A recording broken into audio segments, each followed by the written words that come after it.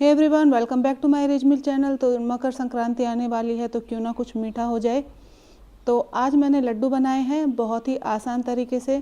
तो आप ये रेसिपी को पूरा देखें और मुझे बताइएगा कि आपको ये लड्डू कैसे लगे। तो आइए चलते हैं, रेसिपी स्टार्ट करते हैं। तो मैंने यहाँ मूंगफली ली है और इन्हें हल्का सा भून लूँगी और भूनने के बाद इसे एक प्लेट में निकाल लेंगे ताकि ये इनका छिलका हम आसानी के साथ निकाल सकें। और उसके बाद मैंने इसे हल्का सा कूट लिया है। तो ज़्यादा पाउडर नहीं बनाया है, बस दरदरा आप इसे कूट लीजिएगा। तो इन्हें करते हैं एक तरफ और इसी पैन में फिर से मैं डालूँगी तिल। तो मैं यहाँ 1 कटोरी तिल का इस्तेमाल कर रही हूँ। तो तिल का यहाँ यूज़ करने से पहले एक बार इसे अच्छे से साफ़ कर लीजिए और उसके बाद हम इसे लो फ्लेम पर भूनेंगे। और जब तिल अच्छे से फूल जाएं तो आप गैस की फ्लेम को ऑफ़ कर दीजिएगा। ध्यान रहे हाई फ्लेम पर हम इन्हें नहीं भूनेंगे, वरना ये जल जाते हैं और बिटरनेस आ जाती है इनमें। तो कलर चेंज नहीं होना चाहिए, इस चीज़ का आपको ध्यान रखना है। तो आप यहाँ देख सकते हैं हमारे तिल अच्छे से फूल गए हैं, इसका मतलब कि ये पूरी तरीके से सिक चुके हैं। और अब हम यहाँ गैस की फ्लेम को ऑफ़ कर देंगे और इन्हें एक प्लेट में निकाल लेंगे। अब इसमें से मैंने थोड़े से तिल बचाए हैं और बाकी का मैंने इसका पाउडर बना लिया है। अब उस पैन में मैंने लिया है 2 कटोरी आटा और आधे कप के करीब मैंने यहाँ घी लिया है। तो ध्यान रखिएगा कि आप इस तरह की गलती मत कीजिए, घी आप पहले गर्म कर लीजिए उसके बाद आटा डालिएगा, क्योंकि आटा अभी हमारा अच्छे से गर्म नहीं हुआ है, ठंडा है। और अगर हम यहाँ घी डालते हैं तो थोड़ा मिक्सिंग करने में दिक्कत आती है। तो अगर आप पहले डाल देंगे घी को तो अच्छे से मेल्ट हो जाएगा और आटे को इजीली आप मिक्स कर सकते हैं। तो अभी मैंने इसे इस तरीके से मिक्स कर लिया है और जैसे जैसे आटा गर्म होगा घी अपने आप मेल्ट हो जाएगा। तो लो फ्लेम पर हम इसे आटे को भूनना है, इस चीज़ का आपको ध्यान रखना है। गैस की फ्लेम हाई बिल्कुल भी नहीं करनी है। और इसमें एक अच्छी सी खुशबू आने लगे और इसका कलर चेंज हो जाए तब तक हम इस आटे को भूनेंगे।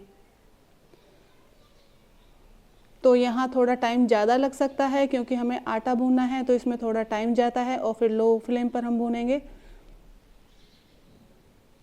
तो आटा भूनने का काम थोड़ा पेशेंस का होता है, तो थोड़ा पेशेंस रखें और फिर आटे को आप भूनिएगा। तो इस तरीके से आप यहाँ देख सकते हैं इसका कलर चेंज हो गया है और पूरे किचन में खुशबू आ रही है बहुत अच्छी सी। तो हमारा आटा प्रॉपर तरीके से भुन गया है। और आप मुझे बताइएगा कि मकर संक्रांति के दिन आप क्या बनाते हैं। और अगर आपने मेरी वीडियो को यहाँ तक देख लिया है तो प्लीज़ सब्सक्राइब कर दीजिए मेरे चैनल को, अगर आपने अभी तक सब्सक्राइब नहीं किया है तो।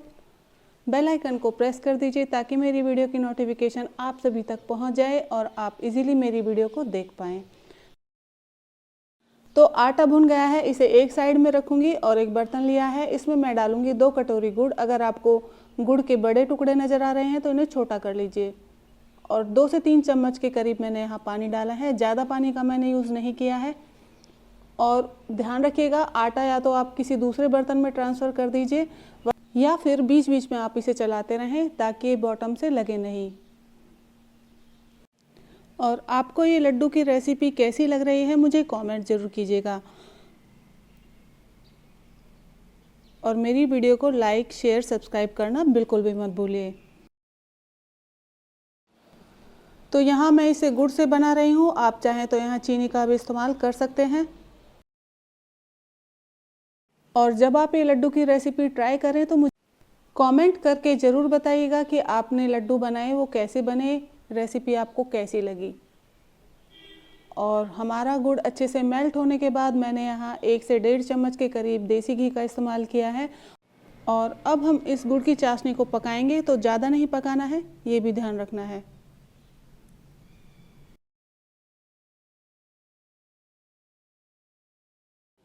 अब यहाँ देखिए इसमें हल्के हल्के से उबाले आ गए हैं और बबल्स भी आने लगे हैं। तो एक बार यहाँ हम चाशनी चेक कर लेंगे।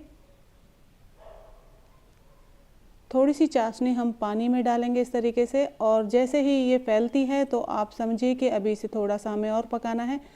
बिल्कुल सॉफ्ट है अभी ये, बस थोड़ा सा हमें और पकाना है। ये ड्रॉप जब हम डालें तो ये फैलनी नहीं चाहिए। तो आप यहाँ देखिए अब थोड़े बड़े बबल्स आने लगे हैं, तो एक बार हम फिर से ट्राई करेंगे। एक बार इसे चला लेते हैं, उसके बाद फिर से आप कटोरी में पानी में डाल के देखिएगा।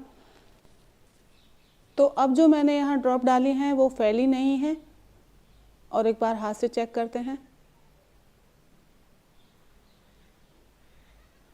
तो आप यहाँ देखिए, इस तरीके से बॉल्स आसानी से बन रही है। इसका मतलब कि चाशनी बिल्कुल परफेक्ट तरीके से हमारी पक गई है। अब यहाँ गैस की फ्लेम आप बंद कर दीजिए और ध्यान रहे कि ये बाहर ना निकले। तो इसलिए मैंने इसे थोड़ी देर के लिए इस तरीके से चलाया है। तो मैंने बड़े बर्तन में आटे को ट्रांसफ़र कर लिया है और यहाँ पिसे हुए तिल मैंने डाल दिए हैं, साथ में कुटी हुई मूंगफली ऐड की हैं, साबुत तिल भी मैंने यहाँ ऐड किए हैं, और सभी चीज़ों को फिर हाथों से मिक्स कर लेना है।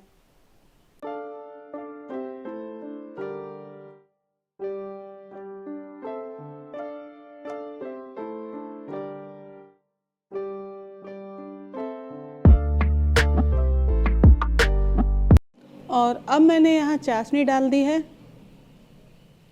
तो चाशनी डालने के बाद इसे अच्छे से मिक्स करेंगे, और ध्यान रहे गलती से भी इसमें हाथ नहीं लगाना है।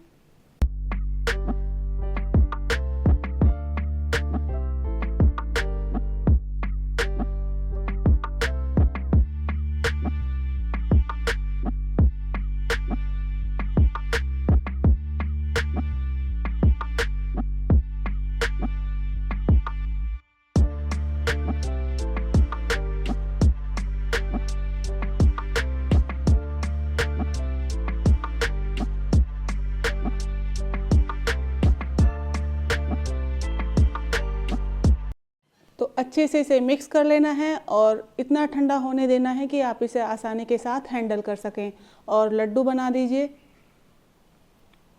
शुरुआत में आपको लगेगा कि ये बहुत ज़्यादा सॉफ्ट हैं लड्डू, लेकिन जैसे जैसे ये ठंडे होंगे ये अपनी शेप होल्ड कर लेंगे। तो आप मुझे बताइएगा कि आप ये लड्डू कब बना रहे हैं, और ये भी बताएं कि आपको रेसिपी कैसी लगी।